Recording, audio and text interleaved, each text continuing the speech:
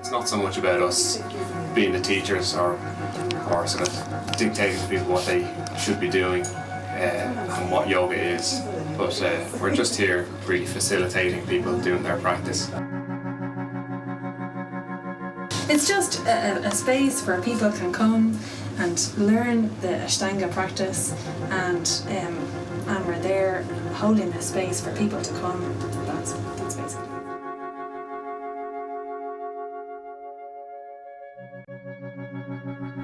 This Mysore style, what we call Mysore style, is particular to this Ashtanga yoga practice that we do. And Mysore is the city in South India that it comes from, so it's just become known as Mysore style. And in the Mysore style setting, everybody slowly memorises the sequence of poses, and then they come into the class and they practice from the beginning and they do whatever they've learned. And because everybody is doing their own practice at their own pace, the teacher has to watch each student individually. So you get to have quite a close relationship with each student. So we're really teaching everybody one-to-one, albeit in a group setting.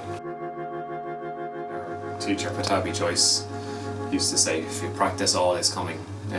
All of it happens automatically once you do the practice.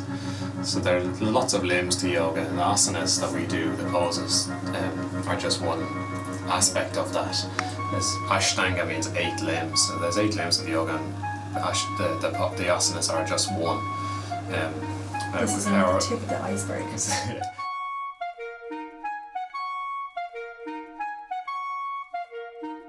For most people, it's easiest to start with the asanas because it's easy. It looks difficult, but actually it's an awful lot easier than stilling the mind or withdrawing the senses or being completely non-violent or truthful in your life. These are some of the other limbs.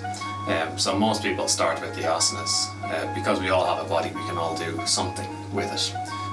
And so that leads automatically to the rest of the limbs. It just makes you calmer. It makes you stop and think, and like when you come into a difficult situation, you're able to just be a little bit more calmer with the whole thing. It's all right. It's okay. You can have this moment. We're all right. It's going to be fine in a minute. I don't have to react to that. I just feel it does make you a better person. And I think that's another reason why it's good to do it first thing in the morning. It just sets you up for the day. It just sets the tone of the day, doesn't it? So you just start very, very, very slowly with some salutations, and then you progress on. Basically, you have a practice of about an hour and a half or so. And in that way, you learn the practice, so the practice becomes your own practice, as opposed to it being something that you have to go to a class to do. So the practice is the same every day.